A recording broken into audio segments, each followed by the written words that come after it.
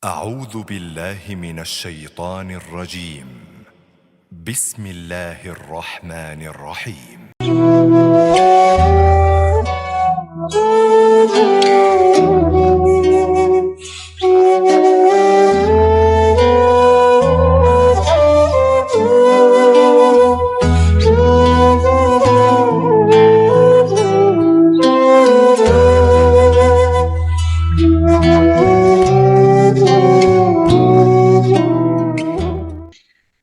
Baik, mari kita buka kegiatan pada malam hari ini dengan kita membaca basmalah bersama-sama.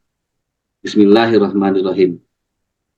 Terkait dengan tema yang dibahas pada malam hari ini tema yang sangat amat jarang dibahas. Karena rasanya terus sering, tetapi padahal bingung sebetulnya kalau ditanya. Seperti yang sederhana sering mendengar itu ya. Karena yang namanya sholat lima waktu itu memang kesannya tuh sudah ahli kita karena sudah berpuluh tahun kita melaksanakan. Dan Insya Allah kita jamaah yang hadir di sini tidak akan pernah tentunya yang berani meninggalkan sholat itu. Namun ada beberapa kondisi yang tentunya membuat kita tentu tidak jarang tidak bisa melaksanakan sesuai dengan yang ditentukan tepat waktu. Apakah itu karena aktivitas yang memang tidak dapat ditinggalkan. Sangat relevan sekali di kajian online ini tentu banyak sekali jamaah yang berprofesi sebagai dokter, di mana harus praktek dan beroperasi dan juga mungkin berperjalanan jauh, di mana waktu azan itu mungkin sedang di perjalanan dan jarang bisa bertemu kembali lewat azan pada waktu sholat berikutnya. Bagaimana jika seperti itu? Karena kita sering mendengar sholat jamaah dan qashar itu meringkas sholat, menggabungkan sholat dan sebagainya. Namun ternyata pada prakteknya kadang kita suka bingung, ini sepertinya seperti bagaimana nih sesuai tuntunan yang mulia Rasulullah SAW. Pernah pada waktu itu udah lama sekali memang dibahas, namun memang hanya berupa paparan, dan juga kalau abdi yang pisan pangasa Pak Ustadz Ahmad Umaidi itu pasti selalu dengan menyertakan keterangan-terangan dalilnya hadis yang sahih, sehingga insya Allah akan menjadi pegangan yang kuat untuk kita semua. Dan juga itu namanya, semoga kajian pada malam hari ini memberikan pemahaman yang kuat untuk kita semua. Dan Abi tos pesan ke Ustaz beberapa hari sebelumnya, jadi nanti insya Allah pada kesempatan kajian pada malam hari, insya Allah akan sediakan banyak peluang untuk diskusi ya Ustaz ya. Karena ada beberapa banyak pertanyaan seputar ibadah jamaah dan qashar ini yang mungkin masih berseliweran, penasaran bagaimana yang sebetulnya sesuai dengan sunnah Rasulullah SAW. Begitu saja, langsung saja nanti lebih dikembangkan pada sesi diskusi. Langsung saja, silakan bagi jamaah sekalian yang akan menyiapkan terlebih dahulu catatan-catatannya, silakan ditulis, jangan lupa, dan disiapkan pertanyaan. Dan mohon agar pertanyaan ditanyakan pada saat sesi diskusi sudah dimulai. Langsung saja pada guru kita, Ustaz Kiai Haji Ahmad Umaidi, waktu dan medianya kami persilakan. Mangga Ustaz.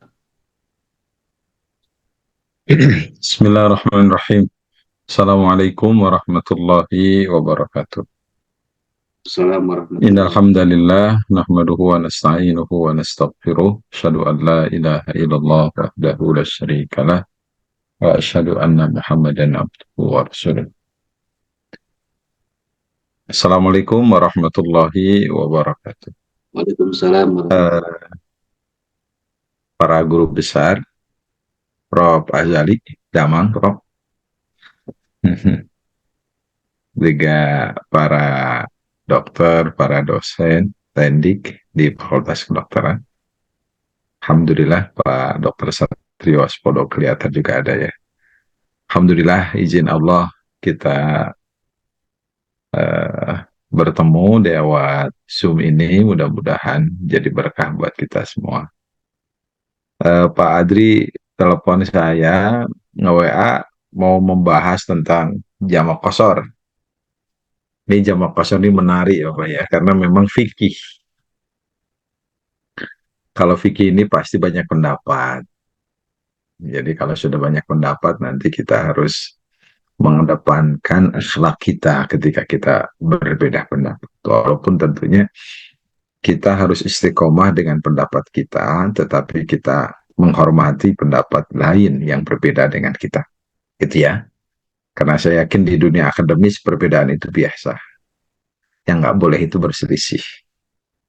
Saya saja dengan istri saya, karena beda tempat belajar ya, sholatnya beda. Saya belajarnya di Garut, di pesantren Garut, istri saya di Solo, dari Jawa. Jadi pas sholat tuh beda. Istri saya sholat pakai mukena ya Pak Dokter, saya enggak. Nah, itu udah beda. Jadi biasa aja gitu. Kalau beda-beda itu biasa itu kan. Nah, saya baca kitab, beberapa kitab gitu ya. Eh, ya mengulang lah ya. Mohon maaf nih para para doktor di bidang syariah gitu ya. Ya, pertama ya kita lihat ini dulu ya pakai ini. Ini biar biar kita ini apa lebih fokus ya Pak. Di dalam ayat Quran ini ayatnya surat An-Nisa ayat 101.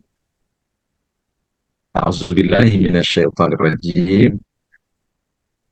Wa idza darabtum fil ard, apabila kamu bepergian di bumi, falaisa alaikum junahun, maka tidak dosa bagi kamu antak suruh minas sholah, ya kamu mengkosor sholat. Jadi kalau bepergian, nah di sini, jadi kalau bepergian itu enggak dosa kamu mengkosor sholat, ya. In khiftum ayyaftinakumul ladina kafaru, ya, jika kamu takut diserang orang kafir, orang kufur. Ya, ada ini, jika kamu takut diserang. Jadi kalau dalam kondisi tidak takut kan usah ya. Nah, itu ya. Ini nanti kita lihat ya di sini. Ya, innal kafirina kanu lakum aduwwam mubina. Ya, sesungguhnya orang kafir itu keadaan mereka bagi kamu itu aduwwam mubina, ya, sebagai musuh yang nyata. Jadi kalau kita melihat di sini Bapak Ibu sekalian, adanya kosor itu dua. Satu karena bepergian, yang kedua takut diserang oleh orang kafir. Artinya kondisinya tidak aman gitu. Kondisinya tidak aman. Nah, gimana kalau aman Pak Adri? Boleh nggak? Karena kalau di dalam ayat ini bepergian dan kondisinya tidak aman. Gitu. Jadi kalau begitu orang-orang yang kosor-kosor itu udah gimana ini? Ya, kalau melihat ayat ini, ya ini kalau sudah aman ke Jakarta kan aman, nggak diserang orang kafir. Ya, ke Korea aman, ke Saudi aman. Ya, enggak. Gimana kondisi aman ini? Kita lihat tadi di sini, mohon maaf belum saya terjemahkan ini. Ya, nah, nggak usah satu-satu ya.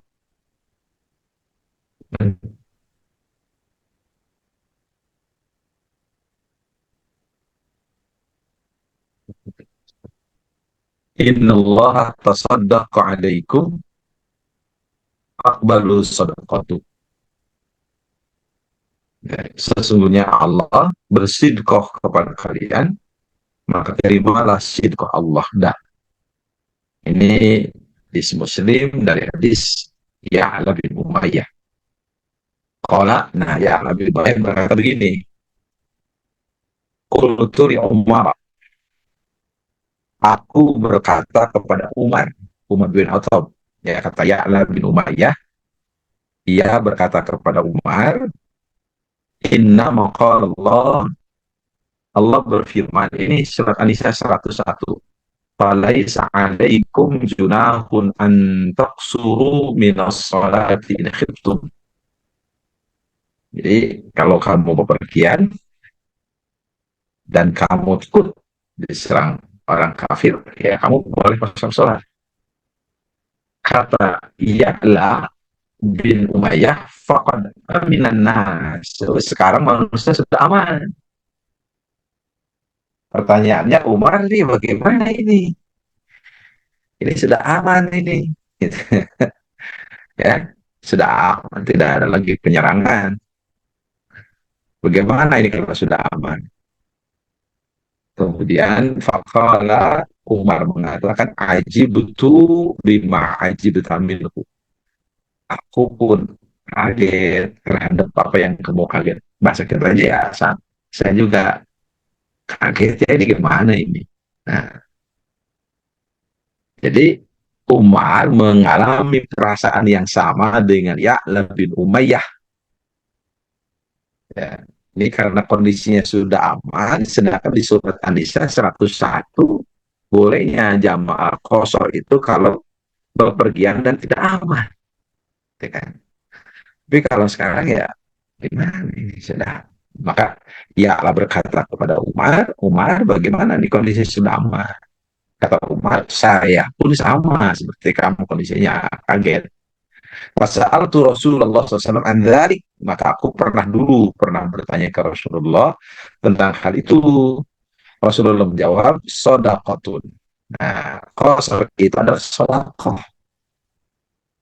Ya, Pak Adri, seperti apa? Sodaqah. Sodaqallahu biha alaikum, yang Allah sidqah kepada kalian. Faqbalu sodaqahu.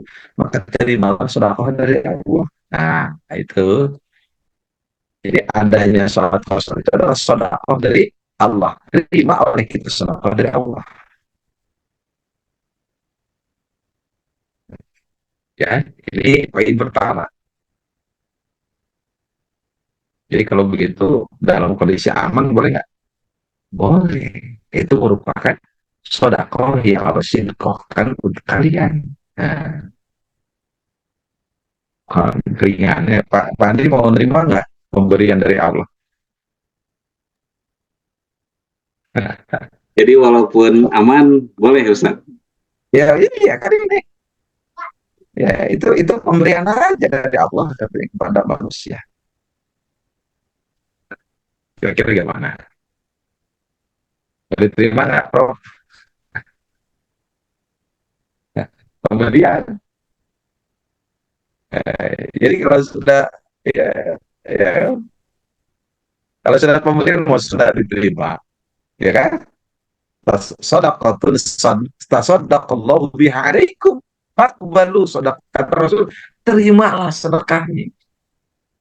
Terima keringanan Allah, terima hadiah dari Allah, terima, kata Rasulullah. Jadi kalau begitu jamaah kosor, sholat kosor itu sunnah ya. Sunnah itu. Ya kata Rasul, fakbalu sodakotah. Ya ada kata, terimalah oleh kalian sedekahnya. Sedekah Allah, ya hadiah Allah, terima oleh kita. Keringanan dari Allah. Ini dulu. Nah, itu ya. Kedua, bagaimana ini sholat kosor itu? Nah, di hadis ini sholat kosor itu, dan Anas radhiyallahu anhu qala, dari Anas, semoga Allah meridhoi kepadanya, qala, beliau mengatakan, kharajna ma'an nabiyyi sallallahu alaihi wasallam minal madinati ila Makkah. Nah, itu ya. Kata Anas, kami telah keluar bersama Rasulullah dari Madinah menuju Mekah. Dari Madinah ke Mekah. Fakana yusolli rok'ataini rok'atain. Maka beliau itu sholat dua rakaat. Ini berarti ini kosor dan jama kan, dua rakaat. Hatta roja'na ilal Madinah, sampai kami kembali ke Madinah. Jadi selama di Mekah, Rasulullah SAW mengkosor sholat. Padahal Mekah itu tanah kelahiran Nabi. Selama Rasulullah di Mekah, mohon maaf, selama Rasul di Mekah, Rasul itu sholatnya jamaah kosor. Padahal Mekah itu kelahiran Nabi. Pak Adri sudah pindah ke Jakarta, pindah KTP-nya di Jakarta, sama istri di sana. Pulang ke Batu Jajar, kembali lagi itu. Seperti Rasul kembali ke Mekah. Ya. Qila lahu, dikatakan kepadanya, aqamtum bi Makkah syai'an. Ya, kamu berapa lama di Mekah itu? Aqam nabiha asyran. Nah, ya, kata Anas, kami di Mekah berapa lama? 10 hari. 10 hari. Nah, ini gimana ini? Berapa lama ini? Ya, saya kira yang krusial ini ya, Pak Adri. Enggak. Aja masalah sebanyak bertanya kayaknya enak.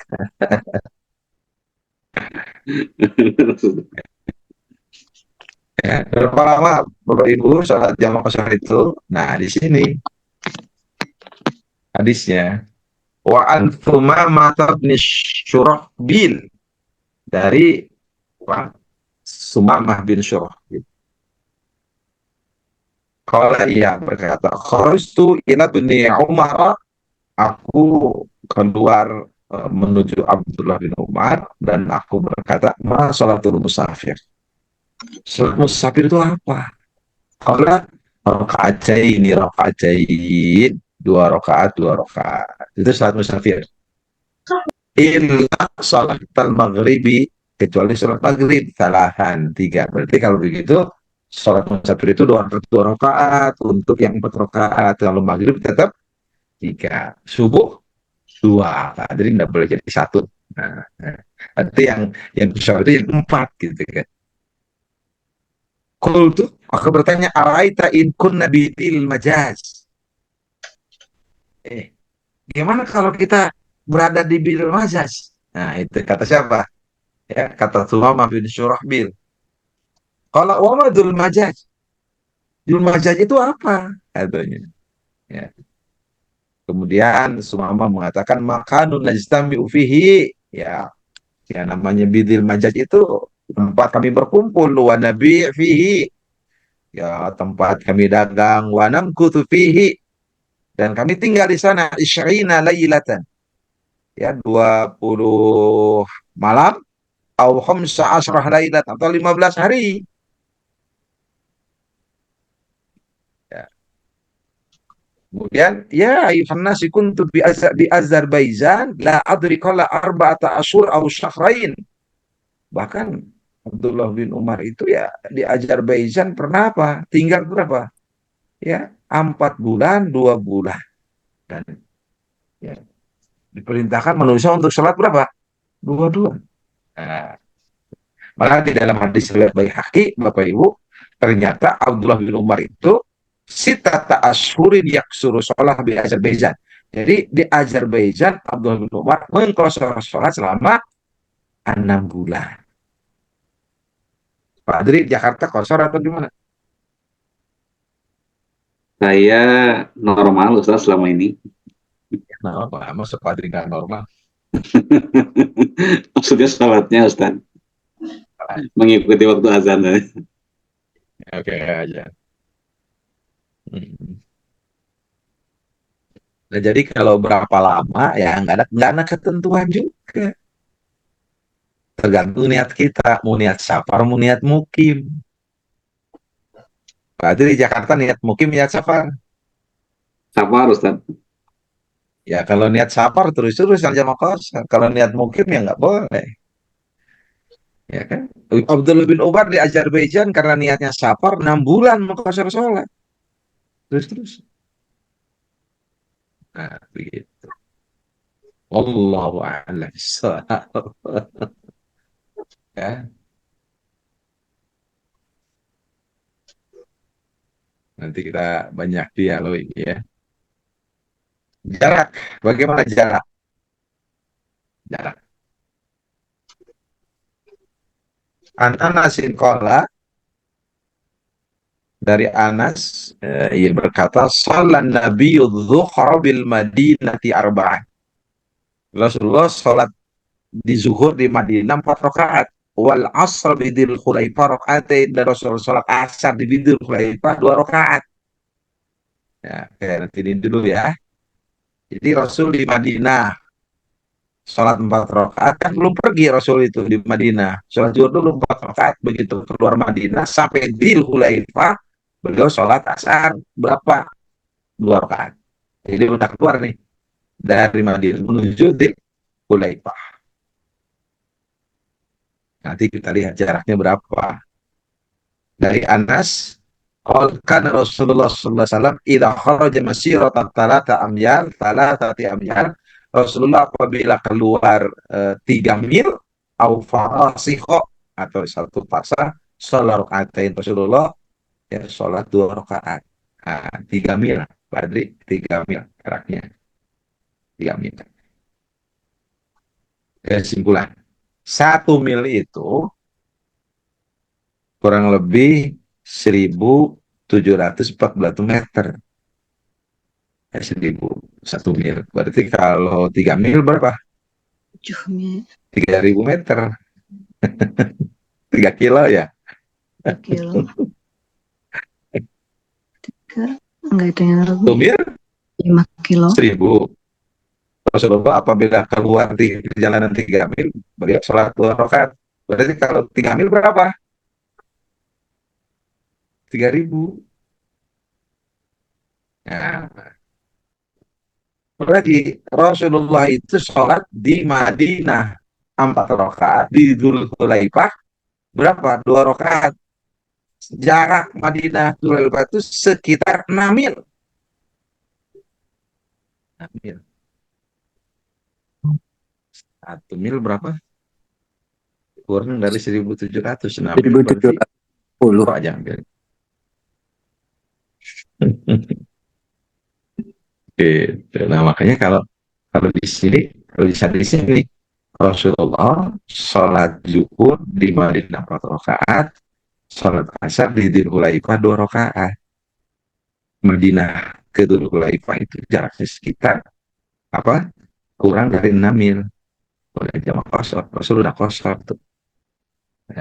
Betul nggak? Nah, sedangkan Rasulullah apabila keluar 3 mil, lebih kecil lagi 3 mil. Rasulullah sholat hadis Muslim. Artinya kalau kita lihat kesimpulan di sini, ada batas jarak tidak?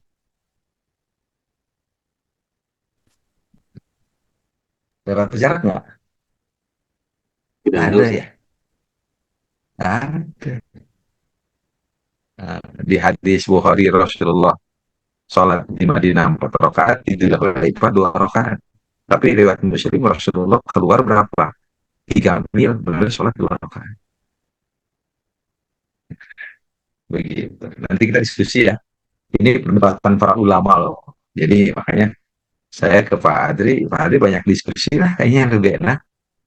Nah, sekarang saya bahkan ini beberapa keterangan Bapak Ibu ya. Ada yang mengatakan 4 burud itu 88 kilometer. Ke Garut tuh belum. Ke Garut kan 60 ya. Harus 88 ke Singaparna kayaknya. 88 dari Bandung. Ada mengatakan 2 hari perjalanan. Ada mengatakan 3 hari perjalanan. Ini saya simpulkan ya. Saya simpulkan loh ini. Ada yang mengatakan tanpa batas. Ada yang mengatakan melewati batas tempat tinggal. Keluar dari Khuruj Baldah. Ibnu Hajar itu Khuruj Baldah. Jadi keluar dari tempat tinggal itu jauh. Nah, itu dulu 1/2 jam lumayan Pak Adri. Ya, kurang lebih kita diskusi. Siap. Nanti kalau diskusi kayaknya aman. Nah, ada pertanyaan-pertanyaan yang boleh kita sharing ya. Nah, tentunya awas sekali lagi, jamak kosor itu sesuatu pilihan, bukan kewajiban. Artinya bukan keharusan ya, tetapi itu boleh dilakukan, boleh diterima atau tidak. Wallahu a'lam bishawab. Assalamualaikum warahmatullahi wabarakatuh.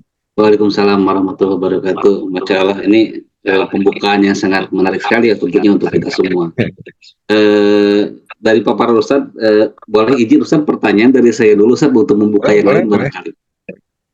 Tadi Ustadz di buka di awal itu dengan surat An-Nisa ayat 101 ya Ustaz ya. Ya, Bahwa tadi disampaikan bahwa variabel untuk melakukan sholat qasar itu adalah bepergian dan juga rasa takut Ustaz ya. ya rasa takut hilang. Ya, Nah, ya ada rasa takut. nah pertanyaan Adri itu begini Ustaz, dari keterangan-keterangan yang selanjutnya itu adalah semua berdasarkan bepergian dan juga disebut-sebutan jarak. Apakah apa namanya, kalau sekarang kan emang rasa takut itu insya Allah tidak ada Ustaz ya, tidak ada.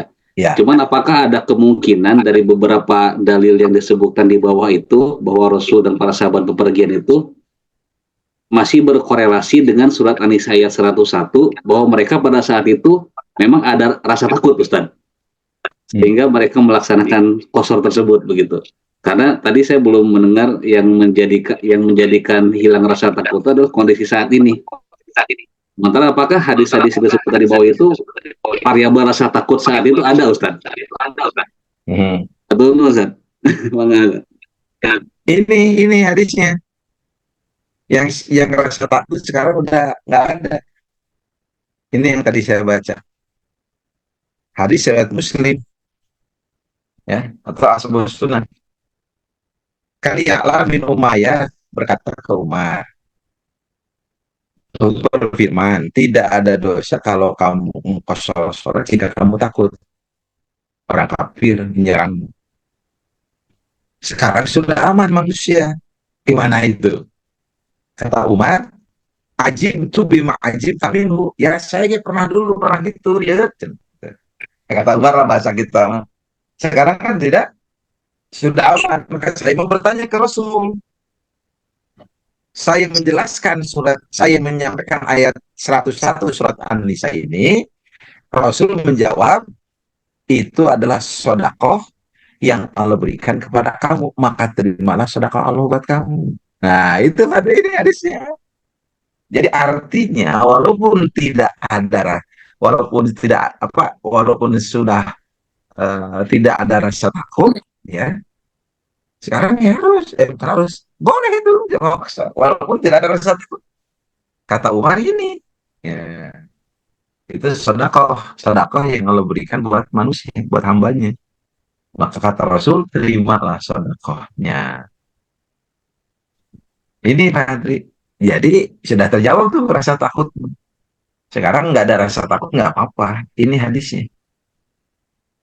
Begitu. Siap. Izin Ustaz, sebelumnya saya bertanya pada Ya. para jamaah, ini suara Ustaz tuh agak apa? Kurang jelas. Apakah betul atau di perangkat saya saja? Mohon masukan dari yang lain. Halo? Kurang jelas? Agak ini Ustaz apa namanya ya? Ada feedback, Tat. Oh, ada feedback gitu. Ya, Ada feedback? ya, jadi Feedback, berdengung, Tat. Berdengung. Ya, tapi terdengar sih Ustaz, terdengar, cuma memang tidak semulus biasanya seperti ada suara apa ya? Ada kresek-kresek gitu Ustaz barangkali. Baik, silakan. Jelas, Oh, jelas di Prof, jelas Prof. jelas. Oh, siap. Prof. Baik, silakan para jamaah sekalian, sebelum saya membacakan pertanyaan yang dituliskan di kolom chat, barangkali ada yang mau bertanya melalui audio secara langsung, kami persilakan. Barangkali Prof Azali mau bertanya, silakan Prof. Assalamualaikum. Waalaikumsalam. Waalaikumsalam. Kalau kita misalnya berpergian, misalnya saya mau ke Lembang, kan lebih dari 3 mil, tapi di Lembang itu punya rumah, apakah boleh gitu di jama atau di kosor, padahal itu rumah sendiri? Ya. Bro, itu rumahnya ditinggalin nggak, Bro? Jadi itu asalnya dipakai untuk apa, penginapan, tetapi karena COVID bangkrut Ustadz, jadi sementara mah enggak, jadi ada yang nunggu aja. Jadi kalau keluarga ada yang ke sana seminggu sekali atau sebulan sekali gitu. Jadi penghuninya hanya penjaga saja. Mm-mm.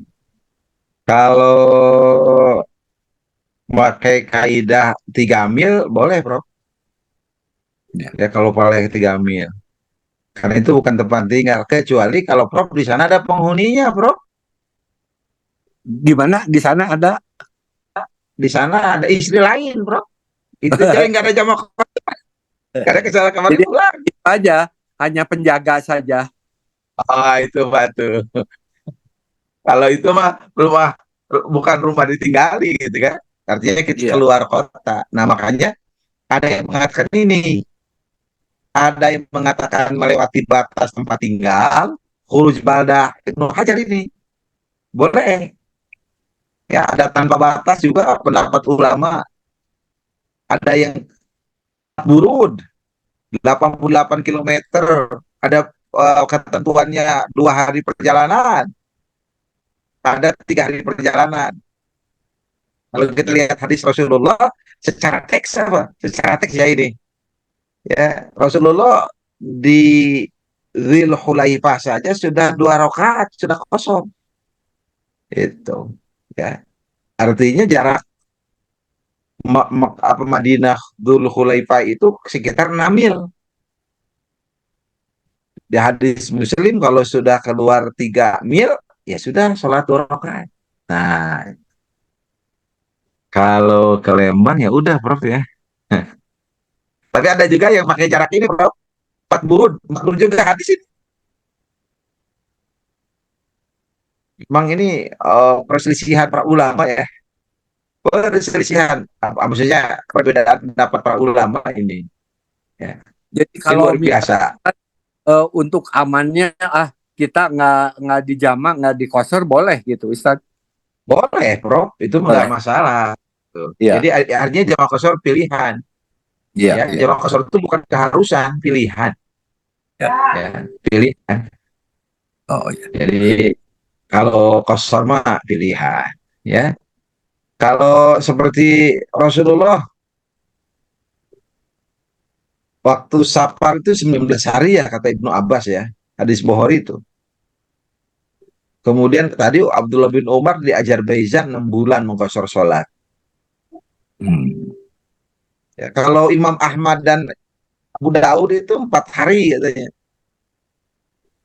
Ya, kalau Abu Hanifah itu 15 hari menetapkannya.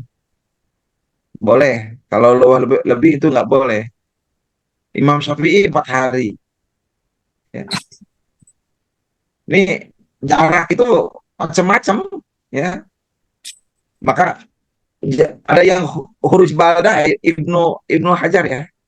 Itu boleh itu kalau sudah misalnya keluar kota. Pak Adri kan ke Unpad keluar kota itu dari Cimahi ke Kota Bandung.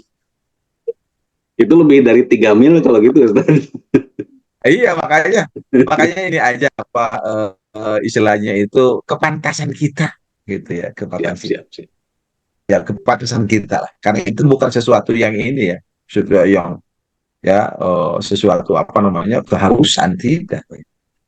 Jadi ya tadi saya sebutkan ada perjalanan 3 hari, perjalanan apa namanya ada yang perjalanan itu 3 hari kalau tidak salah itu madzhab Hanafi ya, minimal jaraknya 3 hari. Itu 135 kilometer kalau dihitung itu madzhab Hanafi. Nah, itu Bandung Jakarta, Ustaz. Yang madzhab Hanafi 130 kilometer 3 hari. Ya. Kemudian kalau yang ya, perjalanan 3 hari ada juga perjalanan 2 hari. Perjalanan 2 hari. Ada juga ya perjalanan apa? 4 burud. 4 burud itu apa? 4 burud itu sama dengan 88 kilometer burud. Nah ini perselisihan perbedaan pendapat para ulama tentang jarak kosor. Begitu. Ya, karena dari diskusi ini ya mudah-mudahan eh, ya kita tidak riut ya Pak Andri. Ya, eh, Jamak qasar pilihan, bukan kewajiban, ya bukan keharusan. Itu begitu. Baik Ustaz, terima kasih Ustaz. Izin saya menyampaikan kepada Ibu Yuniati dan Ibu Yanti Herianti ya yang bertanya tentang jarak tadi. Sepertinya sudah terjawab oleh Ustaz tadi. Ustaz, sepertinya insya Allah sudah dipahami ya kalau misalkan untuk rukhsah jarak jamak dan qasar ini. Izin Ustaz, kepada teknis barangkali Ustaz. Karena teknis pelaksanaan barangkali. Karena selain qasar ini kan kita ada jamak juga Ustaz ya. Jamak. Misalkan Ustaz gini, saya berangkat dari Jakarta itu pakai kereta jam 4 sore. Kereta bus. Enggak, saya pakai mobil misalnya atau yang memerlukan perjalanan 3 jam barangkali begitu. Ya. Pada waktu itu lewat waktu maghrib dan juga lewat waktu isya Ustaz. Lewat waktu isya. Nah, ketika saya melakukan jamak itu apakah harus dengan qasar? Artinya maghrib 3 rakaat, isya 2 rakaat Di rumah. atau di rumah setelah sampai begitu Ustaz? Ya, Setelah sampai di rumah. Tapi itu yang pertama. Yang kedua Ustaz, yang kedua, ketika saya sampai pas di rumah itu ternyata sholat di masjid sedang berjamaah Ustaz. Berjamaah Ustaz. Apakah saya tidak bisa mengikuti berjamaah itu atau saya bisa tetap mengikuti sholat berjamaah di masjid lalu dilanjutkan dengan sholat maghrib? Jadi artinya ada sholat yang tidak berurutan berarti Ustaz nih. Jadi saya melakukan sholat maghrib setelah isya. Mohon penjelasan Ustaz. Ya, yang pertama ya, dibolehkannya qasar atau penyebab bolehnya qasar itu dan berakhirnya qasar. Yang pertama ya, dibolehkannya qasar itu safar. Penyebab bolehnya qasar itu adalah safar. Jadi kalau tidak safar berarti tidak boleh. Nah sekarang bagaimana nih Pak Adri dari Bandung, dari Jakarta menuju Bandung? Kenapa tidak sholat maghrib di jalan? Pertanyaannya. Di dalam kendaraan Ustaz. Berapa? Di dalam kendaraan Ustaz. Di dalam kereta itu. Kereta. Kan bisa sholat di kereta. Iya, tuh. Saya pernah mendengar hadis dan pernah membaca juga Ustaz bahwa sholat safar itu hanya dibolehkan untuk sholat sunnah. Karena ada salah satu syarat sholat itu menghadap kiblat. Dan Rasul pernah Ustaz lebih tahu hadisnya.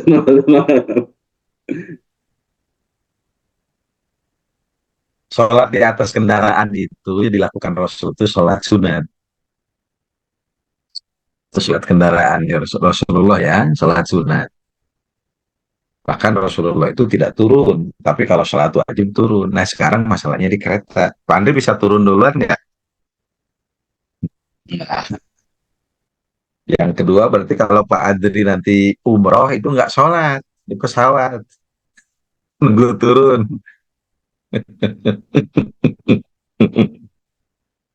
Jadi sholat di kendaraan itu boleh kalau di kendaraan umum yang kita tidak bisa mengendalikan kendaraan itu.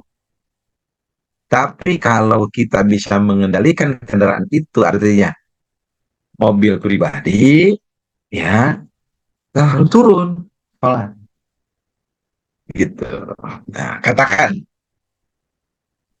Pak Adri berangkat dari Jakarta menuju Bandung, ya, artinya jam zuhur. Zuhur itu posisinya itu kita sholat zuhurnya di kilometer berapa? Bekasi lah, Bekasi. Nah, itu kilometer sholat zuhur di sana, kan jam 1 ya sholatnya. 2 rakaat. Kalau ikut imam dulu tuh kalau berjamaah dengan imam setempat 4.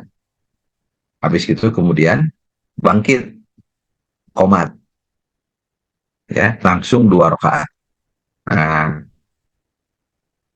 Sampai di Bandung ternyata karena kecepatan itu ternyata jam 3.15. Sedangkan asar jam 3.25. Sholat lagi jangan. Tidak usah. Karena sudah sholat. Kalaupun kita mau sholat kedua kali itu asarnya itu jatuhnya sunnah bukan wajib. Artinya tidak sholat sudah cukup. Nah, itu dulu ya. Yang normal. Pak Adris berangkat ini naik kereta. Nggak sholat di kereta mah. Kenapa? Karena kayak gitu. Dan Pak Adris setelah itu sampai di rumah, ya kan? Belum sholat maghrib, belum sholat isya. Kalau sudah di rumah tidak ada jamaah qashar. Sholat sempurna. 3, kemudian 4. Nah, begitu tadi. Kalau pas di rumah ternyata pas adzan isya, Ustaz. Sama. Kalau di rumah pas adzan isya, langsung kita ke masjid atau mau ikut berjamaah atau tidak? Kalau ikut berjamaah berarti 4 dulu. Ya. Ya, di masjid. Kemudian tambah habis sholat isya, kemudian qomat 3 rakaat. Aku nggak mau di rumah, berarti 3 dulu, kemudian 4. Oh, ya siap. Jangan kayak ngiring sholat di masjid, Ustaz ya. Silakan, asal berjamaah. Jadi 4 dulu. Siap. Nah, setelah itu kemudian 3 rakaat, karena belum maghrib. Begitu. Makanya ini banyak hal seperti ini. Ya. Itu begitu Pak Tri. Izin Ustaz, ini dari Dokter Awan yang membacakan pertanyaan Ustaz. Ini pertanyaan baik. Assalamualaikum Ustaz. Kalau safar ini kosor saja atau dengan jamak? Dan kalau saya ingin jamak kosor dan kebetulan di masjid itu imam sholat biasa tidak kosor, apa saya harus buat saf sendiri? Artinya tidak. Oh, ini terjawab. Ini paling yang belum bertanya so far ini sholat di perjalanan nih. Jamaah di perjalanan gitu. Setiap kosor itu jamaah. Setiap kosor itu jamaah. Ya, maka nanti jamaah takhir atau jamaah takdim. Nah, kalau para ulama yang mengarit jamaah takhir, ya, jamaah takhir itu sunnahnya itu, sunnahnya jamaah takhir. Tapi ya, menurut saya ya bisa mau jamaah takdim. Jadi kalau kita datang ke Jakarta, zuhur langsung gitu, sholat bersama imam tetap berarti 4 dulu, kemudian pakai qomat, sholat sendiri atau ada teman yang mau kosor, nah, jam kosor 2 rakaat. Nah, gitu. Inggris ya, nggak usah saya sebut hadisnya ya, biar langsung aja. Nah, gitu. Jadi kalau jama apa namanya zuhur asar, jadi berarti kalau ikut imam setempat 4 dulu, betul?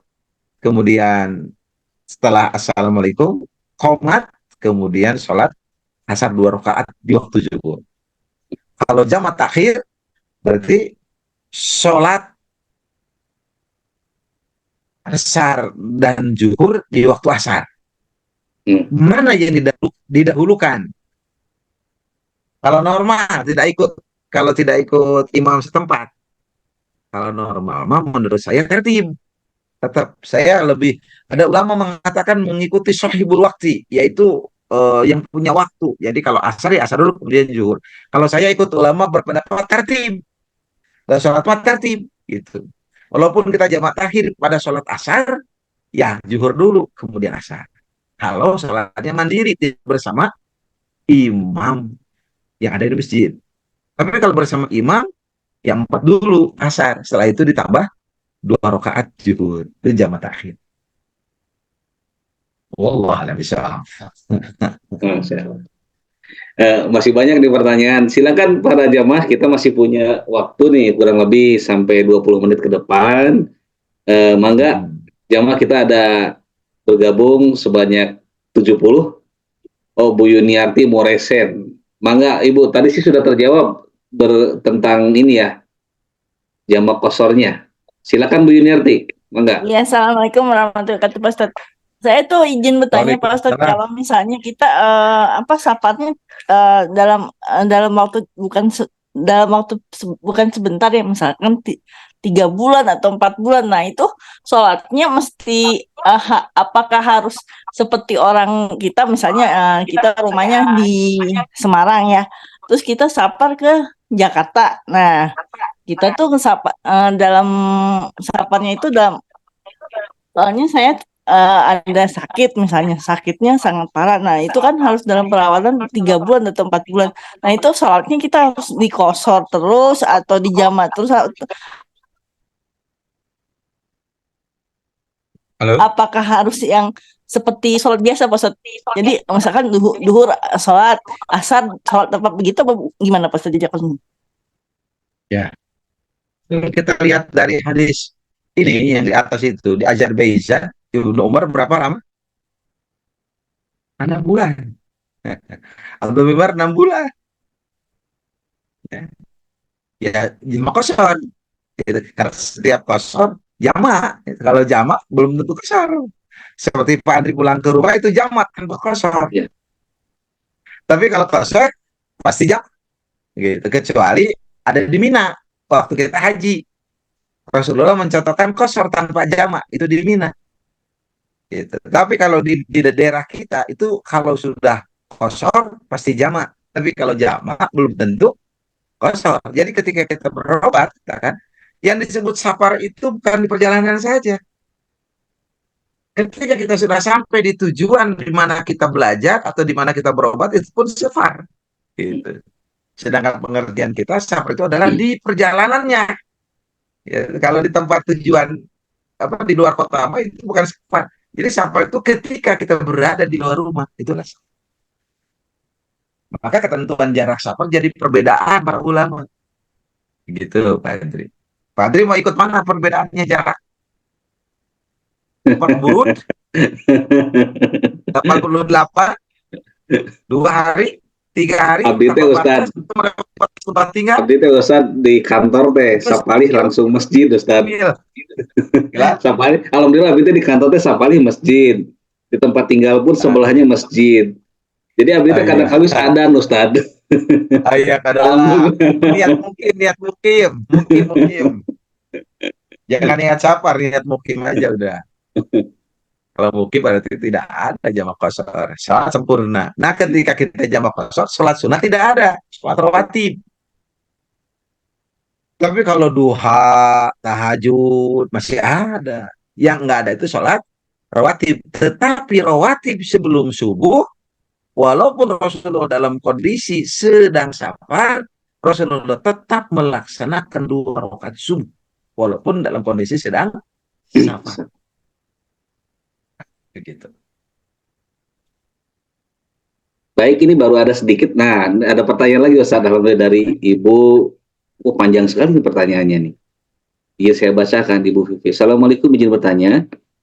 Saya pernah mengikuti ta'lim yang di situ dibahas mazhab fikih. Dalam hal kita mengambil kaidah fikih mazhab tertentu untuk satu ibadah, maka ibadah lain juga harus mengambil ketentuan fikih dari mazhab tersebut, satu paket ya. Semisal untuk jama dan kosor ini kita ambil menurut Imam Syafi'i, maka wudhunya pun sesuai kaidah mazhab Syafi'i tersebut. Bagaimana menurut pendapat Ustadz? Apakah memang ada ketentuan harus satu mazhab dalam mengikuti konsistensi fikih barangkali Ustadz ini? Kalau ini ya, bermadhab itu kan bukan keharusan, pilihan. Kan kalau dalam ayat Quran kan atiullah wa atiur rasul. Kamu ke Allah dan Rasul. Ya kan? Jadi kalau fa in tanaza'tum fi syai'in farudhuhu ila Allah wa Rasul. Kalau kamu berselisih pada sebuah perkara, kembalikan kepada Allah dan Rasul. Itu dulu nih. Nah, ketika kita tidak ada pendapat Allah dan Rasulnya, artinya hukum itu susah menyimpulkan. Kita lihat pendapat para ulama. Apakah ulama, jumhur ulama, ulama madhab, nah itu dipersilakan. Ya, selama itu ada pendapat, maka kita tidak boleh menyalahkan. Gitu. Nah sekarang bagaimana kalau dikombin? Nah, contoh, hari wudhu ke madhab Syafi'i, pas nikah dari madhab Hanafi. Nah, itu gimana itu? Karena kalau madhab Hanafi itu, mohon maaf itu ya, janda boleh menikahkan dirinya sendiri, Pak Adri. Bukan nikah berdua, bukan. Ngambil no gampilna teu naon Ustaz? Bang? Ngambil no gampilna we cenah maksudna gitu. Ya, boleh ya. Jadi ketika kita mengambil pendapat itu jangan mempermudah, gitu kan? Mana yang kuat, mana yang kita lebih kuat, gitu ya. Nah, makanya begini, Ibu, ya saya tidak menemukan dalil harus istiqomah dengan satu madhab, ya. Ya, itu barangkali etika bermazhab. Kalau Pak Andri kan tidak bermazhab, ya sudah. Kalau tidak bermazhab, ya sudah selesai. Ya, kalau ibu bermazhab, ya harus istiqomah dengan satu mazhab. Kalau memang bermazhab, ya apapun bikin mazhab. Tapi kalau kita lihat seluruh imam mazhab mengatakan jika pendapatku sesuai dengan Allah dan Rasul, ikuti. Tapi ketika pendapatku tidak sesuai dengan Allah dan Rasulullah, jangan kau ikuti. Semua imam mazhab berkata begitu. Gitu. Semua imam mazhab. Ya, makanya bermadzhab itu bukan keharusan juga, gitu kan. Keharusan itu adalah taat kepada Allah dan Rasul. Ketika kita susah memahami, ya mungkin bisa jadi tidak ada pendapat, kita mengikuti salah satu mazhab, boleh. Gitu. Ya, memang ini urusan krusial ini. Nah, ini Bu dokter sudah belajar ini nih, muqaranatul madzahib ini. Hebat ini. Perbandingan mazhab. Wah, luar biasa. Baik, begitu Ibu Vivit ya, sudah jelas dijawab oleh Ustadz. Ini pertanyaan berikutnya dari Dokter Suwardi, sebetulnya sudah dijawab tadi oleh Ustadz ya. Kalau sholat qasar jamaah takdim atau takhir, boleh enggak kita mengerjakan sholat sunat rawatib? Ya, jadi sholat rawatib itu tidak ada ketika jamaah qasar. Atau ketika qasar tidak ada. Kalau tahiyatul masjid boleh. Rawatib tidak ada kecuali 2 rakaat sebelum subuh. 2 rakaat sebelum subuh. Itu begitu. Salat duha masih ada. Ya. Wallahu a'lam bishawab. Masih ada pendapat ulama ya. Pendapat Imam Syafi'i itu orang yang sakit boleh qasar. Ya, boleh qasar. Ya. Kalau saya nggak mengikuti lah, ya. Ya. Baik, silakan para jamaah sekalian. Sebetulnya masih banyak seperti pertanyaan, cuman kadang ya begitu. Kalau sudah kajian ini suka lupa nih apa yang mau ditanyakan. Alhamdulillah Ustaz, parantos tadi di halaman Kuardi sudah cukup jelas. Ya. Jadi ternyata ketika qasar itu pasti jama, dan ketika jama belum tentu qasar. Itu dalam Ustaz. Dan ketika perjalanan itu sudah tiba di rumah, berarti itu jama Ustaz ya. Ya. Jama. Tapi ketika kita baru memulai perjalanan, itu ada 2 pilihan. Boleh jama qasar, atau nanti misalnya Ustaz, ada Abimah yakin jika nama satu acan adan atau misalkan tidak melewati waktu sholat tersebut, tidak sholat dulu Ustaz, langsung aja jalan gitu. Mana yang lebih utama diambil Ustaz? Apakah jamaah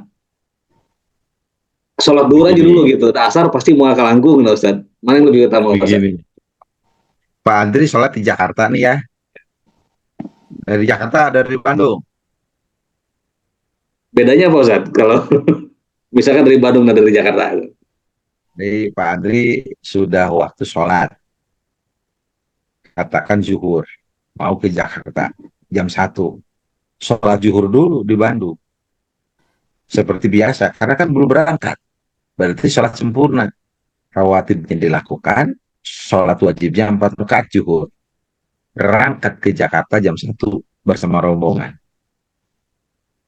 Sampai di Jakarta atau di tengah jalan, ternyata waktu asar baru kumandang. Meminggirkan mobil tuh di area apa namanya, Rest area. rest area. Nah, di rest area sholat kalau bersama imam setempat 4 rakaat, tapi kalau tidak bersama imam kosor, hanya kosor tanpa jamak. Kenapa? Karena sudah sholat apanya, Ya, sholat zuhurnya di Bandung, berarti tinggal sholat asar.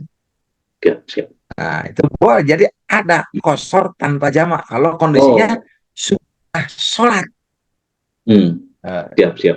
di Bandung. Nah, itu sholat di tempat. Berarti artinya Ustaz ketika di Bandung kita tidak boleh jamak qashar berarti Ustaz ya? Dari mana dulu? Ketika di Bandung tadi tidak boleh jamak qashar Ustaz ya? Enggak, belum, karena belum berangkat. Oh, belum memenuhi syarat ya Ustaz ya? Ya, siap, siap. Iya, kan. Nah, kecuali begini, ada ulama begini. Pak Adri dari rumahnya di Batu Jajar. Margasi. Oh, saya di Bekasi. Margasi Ustaz. Oh, Margasi. Ya. Margasi. Oh, Margasi Batu ini ya, apa? Ya, Kerupat itu. Masih udah menang nggak, Bos? Nah, Pak Adri dari Margasi. Jam 1 itu mau ke Jakarta. Betul nggak? Dengan rombongan atau sendiri. Ya. Nah, datang ke Ekman. Sholat seperti biasa. Dengan imam. Karena kita sudah niat mau berangkat, dan ini sudah keluar dari rumah, berarti Pak Adri tidak berlaku itu sholat, apa? Sholat rawatib. Pak Adri ikut 4 rakaat bersama imam, setelah itu kemudian langsung berdiri 2 rakaat. Karena Pak Adri sudah dalam proses syafat. Kalau di rumah nggak boleh berarti Ustaz. Kalau sholat dulu di rumah itu rumah. Terus Abdi mau ke Jakarta. Biasa Abdi hari Selasa itu berangkat dari rumah itu jam 9 karena ngajar dulu. Saya udah niat syafat. Sampai di tempat ngajar, saya langsung sholat 2 rakaat. Langsung berangkat jam 1:30 ke Jakarta. Begitu. Di Bandungnya udah kosong. Itu jam sholat. Karena sudah syafat, niat syafat. Sebaliknya Ustaz ketika dari Jakarta mau pulang dan kita katakanlah sholat bersama imam di Jakarta, tapi mau pulang Ustaz ya. Apakah kita lebih utama mengerjakan qashar atau kita yakin ada imam, misal kereta cepat lah atau gitu segala macam gitu ya. Yakin asar tuh pasti insya Allah sampai sebelum waktunya. Ataupun nyampe jam 5 masih belum masuk waktu maghrib. Apakah lebih utama kita sholat di jamak qasharkan sewaktu di Jakarta atau kita yakin normal saja Ustaz? Urusan jamak qashar itu tidak ada keyakinan nyampe atau tidak. Itu. Jadi ketika Pak Adri sholat mau pulang ke Bandung, saya sholat zuhur 4 rakaat bersama imam setempat kan. Setelah itu kemudian sholat 2 rakaat. Langsung asar di sana. Karena mau pulang. Kan Jakarta bukan tempat tinggal kita. Kecuali Pak Adri niat mukim. Kalau niat mukim, pada mukim dua-duanya. Jadi ke Bandung pulang, ke Jakarta pulang, dan niat mukim Pak Adri. Nah, kalau begitu nggak boleh kalau niat mukim. Kalau niat mukim berarti Pak Adri sholat 4 rakaat saja di Jakarta. Nanti di jalan, dalam kondisi di jalan ya. Nah, kalau begitu waktu sholat tiba ya sholat. Kalau asar ya 2 rakaat.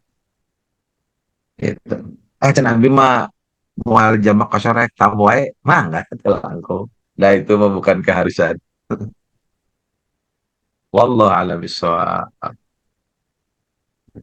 Alhamdulillah. Silakan para jamaah sekalian, ada waktu beberapa menit lagi. Sayang kalau tidak dimanfaatkan ya.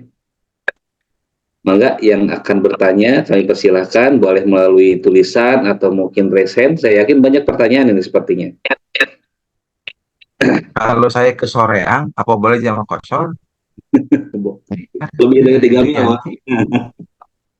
Ibu mil. Yanti, Ibu Yanti Haryanti. Ke Soreang, ibunya dari mana? Ibu Yanti dari mana? Ujung ke Soreang. Jangan-jangan orang Kopo ke Soreang. Jadi Ibu Yanti ini, Bismillah kalau saya ke Soreang, apa boleh jam kosong? Ibu Yantinya dari mana? Di mana? Tidak Di Arifat. Soreang. Ketika Soreang jam kosong, Bu. Oh, dari Kiara Sari Ustaz tuh jawabannya Ustaz.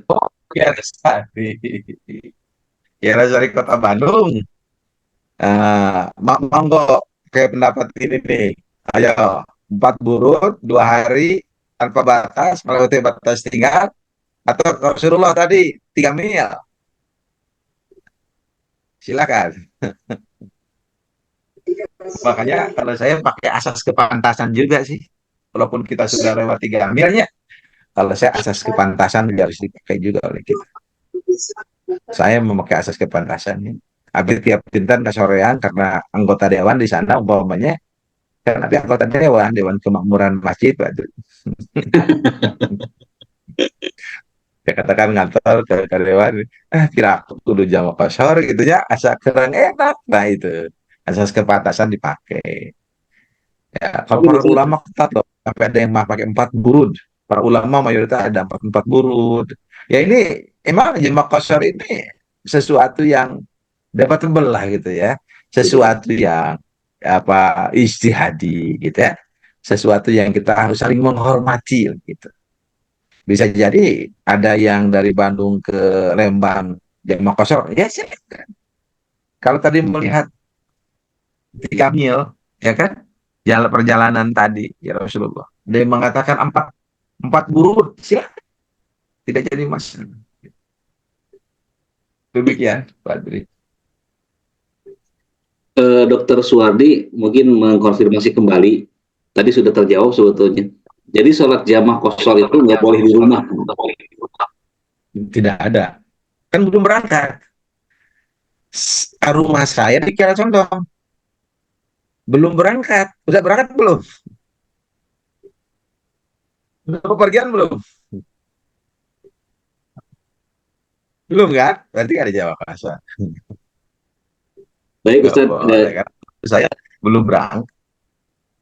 izin Ustaz, satu lagi Ustaz. Ini kan tadi jamaah kosor ini terkait dengan sebabnya itu adalah perjalanan ya. Ya. Ini katakanlah untuk seorang dokter yang mungkin akan melakukan operasi atau pekerjaan yang lain, apapun itu, ketika dia sholat zuhur tidak dikosor, tapi dia melakukan jamak saja 4 rakaat dengan sebab bahwa dia tidak akan bisa melakukan sholat asar karena ada operasi dan bisa melewati maghrib begitu barangkali, sehingga akan jamak di takdim di zuhur pada waktu itu.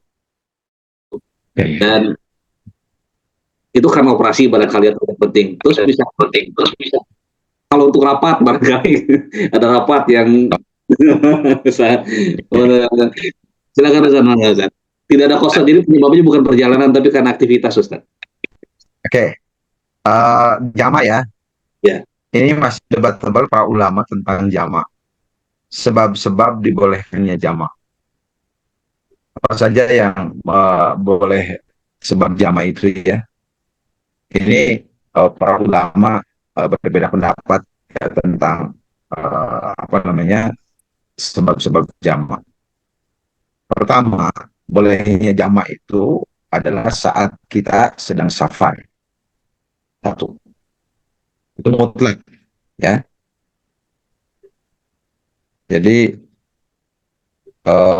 kita boleh jamak itu, sebab-sebab boleh jamak itu yang pertama ya, karena kita sedang safar. Tapi bukan keharusan kan Ustaz? Bukan keharusan. Jadi kalau misalnya kita bepergian, kita mau sembahyangnya aja, boleh kan Ustaz? Boleh, boleh, boleh. Jadi bukan keharusan, bro. Ya. Ya. Hanya tadi ya, hadiah dari Allah diterima atau tidak. Ya. Kedua, jama itu ketika haji kita jama di Musdalifah. Ya, sholat maghrib dan sholat isya di jam kosor di Musdalifah itu ada. Ya, kecuali hanya di Mina hanya kosor tanpa jama. Okay. Yang ketiga sakit, ini diperselisihkan oleh para ulama. Imam Nawawi, ya, ini Imam Syafi'i itu beda pendapat. Ya. Kalau Imam Ahmad boleh, ya, menjama karena sakit. Imam Malik, Imam Syafi'iyah boleh itu pengikut Syafi'iyah. Kalau Ibnu Qudamah sebagai pengikut madhab Hambali, ya boleh jamak, ya, saat sakit. Ustaz, apakah ada presentasi yang baru? Soalnya ini masih yang tadi presentasinya, Ustaz. Belum. Belum, siap, Ustaz. Habis tidak sempat, ya. Nah, itu. Kemudian ada juga mengatakan sakit tidak boleh jamak. Itu pendapat Syafi'iyah dan Hanafiyah menolak kebolehan jamak karena sakit. Itu tidak boleh. Saya mengikuti pendapat ini. Ya, orang sakit tidak boleh jamak. Kalau hujan besar, itu jamak. Itu ya. Rasulullah pernah sholat zuhur dan asar di jamak, maghrib dan isya di jamak. Ya. Karena dalam kondisi hujan sangat besar. Ya. Ya memang kalau Rasul kan masjidnya tanpa ini ya. Tanpa apa? Tanpa atap. Kalau kita kan masjidnya ada atap. Jadi, nah sekarang masyakoh. Ya, sesuatu yang berat. Ya, contoh dokter mau operasi. Nah ini setelahnya atau sebelumnya, itu yang jadi masalah, Pak Adri. Ini yang diperselisihkan, katakan dokter mau operasi, diprediksi operasi itu 3 jam, betul tidak? Mulai operasi jam 11, 12, 1, berarti boleh. Artinya enggak jamak, kita memprediksi dulu. Tapi operasi jam 11 ditakdirkan 2 jam, ternyata ada masalah. Kan mungkin aja begitu kan? Sampai 5:30 baru beres. Nah, itu jamak tanpa kosor. Kan kita tidak boleh meninggalkan meja operasi kan? Nah, begitu. Kan itu kaitan dengan nyawa. Ya. Tapi jangan begini, ini operasi, mau operasi jamak dulu, ya nggak boleh, awas loh. Ya. Undang-undang operasi, sholat langsung jamak. Mereka operasi dengan 1/2 jam, aduh. Gitu. Dulu. Gitu. Nah, begitu Pak Adri. Baik, siap, Ustaz. Silakan Dokter Rita, langsung via audio, silakan Dokter. Oh, ditulis. Siap. Izin saya bacakan. Apabila pasien setelah operasi sejak pagi melewati zuhur dan saat siuman sudah waktu asar mendekati maghrib, namun akibat pengaruh obat bius maka masih sangat mengantuk dan belum sadar sepenuhnya. Dipanggil bisa menjawab namun masih tertidur. Bagaimana hukum salatnya? Jadi beliau dalam keadaan tidak sadar ya Ustaz ya? Ya, ini kan berarti ditidurkan. Ya, kalau pengaruh obat bius itu kan ditidurkan ya, Bu Dokter ya. Di dalam hadis Rasul bersabda, "Man nasiya an sholatin aw nama anha." Siapa orang yang lupa sholat atau tertidur dari sholat, Pak yusolliha idza dzakaraha, hendaklah dia sholat kalau dia ingat.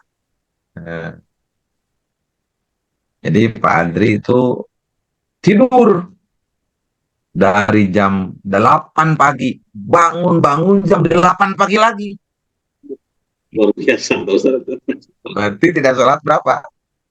Zuhur, asar, maghrib, isya, subuh. Langsung pas jam 8 teh, Pak Adri sholat 5 waktu sekaligus. Jadi pasien ini ditidurkan. Berarti beliau itu tidak sholat zuhur, nanti pas sadar langsung sholat sesuai yang ditinggal. Dan ini tadi, siapa yang lupa atau tertidur dari sholat, maka hendaklah dia sholat ketika dia ingat. Saya pernah Padri lupa, gitu ya. Kan biasa dijemput ceramah itu kan pada isya. Biasanya pada isya. Ini kebetulan ceramah jauh, sampai ke Pangalengan, sebelum Pangalengan. Dijemputnya pada maghrib. Sudah sampai di sana jamaah sudah nunggu karena macet. Langsung ceramah kan. Nah, kan karena kebiasaan sholat gitu ya, udah biasa gitu kan sholat. Seolah-olah perasaan sudah sholat. Terus datang ke rumah sebelum tidur biasa sholat witir dulu. Padahal sebelum sholat isya itu. Dan saat itu gitu kan. Nah makanya ingat ketika asar besoknya. Padahal kita tuh sudah sebelum tidur sholat witir gitu kan. Ingat teh, karena dulu itu waktu anak SD suruh sholat. Cepat sholat. Terus saya itu. Sholat. Dipikir-pikir, emut. Saya sholat isya. Nah, kalau dia sholat ketika dia ingat. Nah, itu di sana. Jadi sholat isya pada saat asar. Baik. Nah, begitu. Terima kasih. Sama-sama Dokter Arlita sudah jelas ya. Ustaz izin mengkonfirmasi Ustaz tadi terkait dengan sholat yang penyebabnya bukan karena perjalanan tapi karena ada aktivitas. Berarti tidak ada jamaah takdim Ustaz ya? Tapi jamaah takhir gitu ya? Tidak ada jamaah takdim, tetapi kalau jamaah takhir dibolehkan karena ada aktivitas ya, tadi. Kalau jamaah takhir yang nggak ada kan? Dokter mau operasi jam 11, ya sudah aja nanti selesai. Ternyata operasinya tambah waktu. Nah, baru dia jamaah takhir. Kalau operasinya jam 1 Ustaz, sudah masuk waktu duhur nih. Apakah dia boleh jamaah takdim? Sholat dulu, jangan. Sholat dulu. Tidak boleh jamaah takdim. Kalau operasi bisa diprediksi nggak operasi? Katakan jadwal operasi jam 1, ya. Kan jadwal operasinya jam 1. Diprediksi 8 jam operasi kumata. Kalau saya membolehkan kalau sudah begitu. Gitu. Ya bolehkan. Karena ini sudah dijadwalkan, operasi kan sudah ada jadwalnya ya. Kan atau operasi jam 1 dijadwalkan. Sesuai dengan yang menggunakan ruang operasi. Saya nggak tahu nih bagaimana itu sebenarnya. Bahkan jam 11 waktu operasi. Dan ternyata dijadwalkan ini sampai jam 4:30 sore. Nah itu menurut saya kalau sudah begitu boleh jamak. Karena masyakoh alasannya itu. Ya sesuatu yang berat. Gitu. Dan masyakoh. Ya. Jadi kalau ada hal-hal yang berat,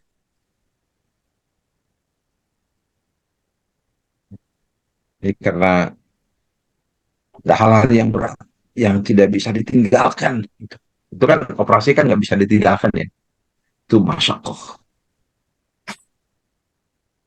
Wallahu a'lam bishawab. Baik, betul Mas. Silakan jamaah, apakah ada pertanyaan lagi? Kita masih ada waktu 30 menit. Akhir barangkali Ustaz, karena tidak ada pertanyaan ini dari saya untuk semoga mewakili. Kalau sholat qodho ada tuh Ustaz? Yang tadi ketika ingat itu termasuk sholat qodho Ustaz? Qodho? Ya, tadi kan saya tertidur atau tidur atau ditidurkan. Ya, ini kalau kita lihat Siti Aisyah berkata, nu'maru biqodho is-shaum walam nu'mar biqodho is-shalah. kami diperintahkan untuk mengqadha saum dan kami tidak diperintahkan untuk mengqadha sholat. Itu perkataan dari Aisyah radhiyallahu anha. Nah itu Aisyah. Nah sekarang bagaimana kondisi qadanya seperti tadi tertidur? Kalau tertidur tadi gitu ya, ini kan ada proses ketidaksengajaan dan Rasulullah memerintahkan seperti itu. Nah itu beda lagi dengan sudah balik tidak sholat. Katakan usia 17 terus sholat usia 60 tahun. Nah itu kalau menurut saya tidak usah qadha. Cukuplah kita bertobat kepada Allah. Saya mengikuti itu. Ada juga ulama mengatakan harus dibayar itu sholat itu. Itu 17 tahun sampai 60 tahun. Aduh, hitung-hitungnya berapa lama itu.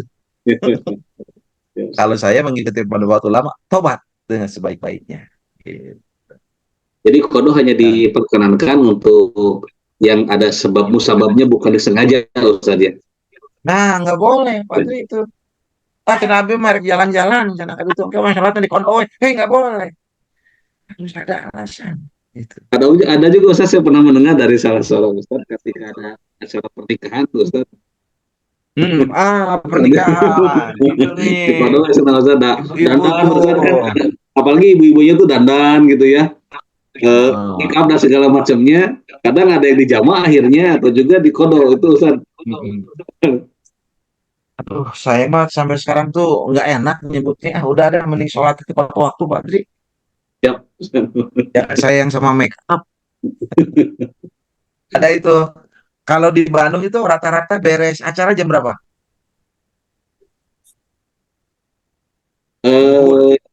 Umum sih biasanya waktu duha selesai jam 1 jam 2 gitu ya, normal. Jam 2 beres atau jam 3? Ada juga yang nikah malam tuh Ustaz, yang tembusnya maghrib isya tuh. Nah, kalau nikah malam itu ya itu ya kalau sebenarnya jam bisa ya, tapi aduh alasannya karena acara begitu, maksud begitu itu bukan nggak penting ya. Apa kita nggak bisa nyelang gitu ya, wudhu dulu, kemudian mau pas sholat langsung sholat gitu, boleh nggak gitu ya? Kalau saya begitulah kemarin menikahkan anak di Solo, salat seperti biasa normal, nggak susah gitu. Kenapa kita terbelenggu ya? Nggak harus seperti itu. Wallah a'lam bishawab. Alhamdulillah, hatunun Ustaz, sepertinya banyak sekali. Ada juga ini apa ulama mengatakan ya boleh katanya jamak kan kondisinya masyakoh darurat gitu. Hanya pertanyaannya jangan sampai kemudian kita menganggap serbanya darurat semua gitu loh. Jangan menggampangkan intinya. Kalau memang menurut kita darurat ya sudah apa boleh buat gitu. Kaidah darurat kan beda-beda tiap orang juga. Wallahu a'lam bishawab. Syukur Ustaz, jazakallah. Saya dapat banyak sekali ilmu pencerahan pada malam ini. Insya Allah saya catat Ustaz beberapa poin yang insya Allah bisa saya pribadi amalkan tentunya, dan juga menambah keyakinan kita ya. Jadi tidak perlu hariwang gitu ketika kita sholat qashar dengan 2 rakaat, sholat asar atau duhur 2 rakaat, aduh sih diterima. Tadi Ustaz sudah jelaskan penyebab-penyebabnya ini, bahkan ada yang 3 mil juga boleh gitu. Tapi kembali lagi tadi terikat kalau jawaban kesimpulan dari Ustaz yang terakhir bahwa jangan semua dianggap darurat. Ya. Pakai kepantasan juga ya. Pakai kepantasan juga gitu. Bila jadi sholat kan seolah 3 waktu dengan Ustaz ada jamaah. Ya. Kita menggunakan ada orang Syiah selama-lamanya itu terus jamak qashar terus selama-lamanya. Masya Allah. Baik, sepertinya tidak ada pertanyaan yang masuk. Mudah-mudahan kita semua dapat memahami dan juga kita dapat mengamalkannya. Dan juga pertemuan pada malam hari ini, ilmu yang kita dapat pada malam ini menjadi pedoman untuk kita dalam melaksanakan amal soleh, ibadah qadha tentunya dalam hal sholat 5 waktu, yang tidak jarang kita akan mendapatkan kondisi-kondisi di mana harus mengamalkan sholat jamaah qashar ini tentunya. Baik Ustaz, mohon izin sebelum ditutup barangkali untuk memimpin doa singkat pada malam ini untuk kita semua Ustaz. Ya. Bapak Ibu, mari kita berdoa kepada Allah Subhanahu wa taala, mudah-mudahan ibadah kita diterima oleh Allah Subhanahu. Amin ya Allah. Bismillahirrahmanirrahim. Alhamdulillahirabbil alamin hamdan na'imin hamdan syakirin hamdan yuafi ni'amahu wa yukafi mazidah. Ya Rabbana lakal hamdu kama yanbaghi li jalali wajhikal karim wa 'azimi sultanik. Allahumma shalli ala Muhammad wa ala ali Muhammadin. Ya Allah, jadikan pertemuan ini pertemuan yang melahirkan kebaikan untuk kami dan dunia dan akhirat kami. Jika di antara kami ada yang sedang susah, bahagiakan ya Allah, karena Engkau yang maha membahagiakan. Jika ada yang punya utang, lunaskan ya Allah, karena Engkau yang maha memudahkan. Jika ada yang sedang tersesat, berikan hidayah. Jika ada yang sedang sakit, sembuhkan ya Allah. Dan jika ada saudara kami yang meninggal dunia, ya Rabb, ampuni segenap dosa-dosanya, terima amal solehnya, dan jadikan beliau di antara orang-orang yang mendapatkan kebaikan di alam barzakh. Rabbana hab lana min azwajina wa dhurriyyatina qurrata a'yun waj'alna lil muttaqina imama. Rabbana la tu'akhidna in nasina aw akhtana. Rabbana wa la tahmil 'alaina isran kama hamaltahu 'alal ladzina min qablina. Rabbana wa la tuhammilna ma la taqata lana bih wa'fu 'anna waghfir lana warhamna anta maulana fansurna 'alal qaumil kafirin. Rabbana atina fid dunya hasanah wa fil akhirati hasanah wa qina adzabannar. Subhana rabbika rabbil izzati amma yasifun wa salamun ala mursalin walhamdulillahi rabbil alamin. Alhamdulillah rabbil alamin. Ustaz, Jazakallah Ustaz atas ini ilmunya Ustaz. alhamdulillah kita telah menyaksikan, telah menyimak ilmu yang sangat luar biasa, dan semoga kita bisa dimudahkan Allah Subhanahu wa taala untuk dapat mengamalkannya dalam kehidupan kita, khususnya dalam ibadah sholat ini.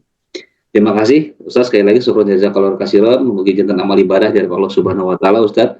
Amin. Dan tentunya kita semua semoga menjadi amal soleh dan juga menjadi pemberat timbangan amal kelak kita nanti di akhir di hadapan Allah Subhanahu wa taala. Terima kasih pada para jemaah sekalian. Insya Allah kita bertemu kembali pada hari Ahad yang akan datang.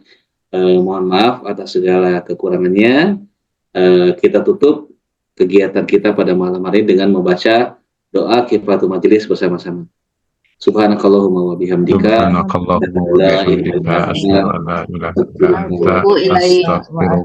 Alhamdulillah rabbil alamin. Billahi taufiq wal hidayah. Assalamualaikum warahmatullahi wabarakatuh.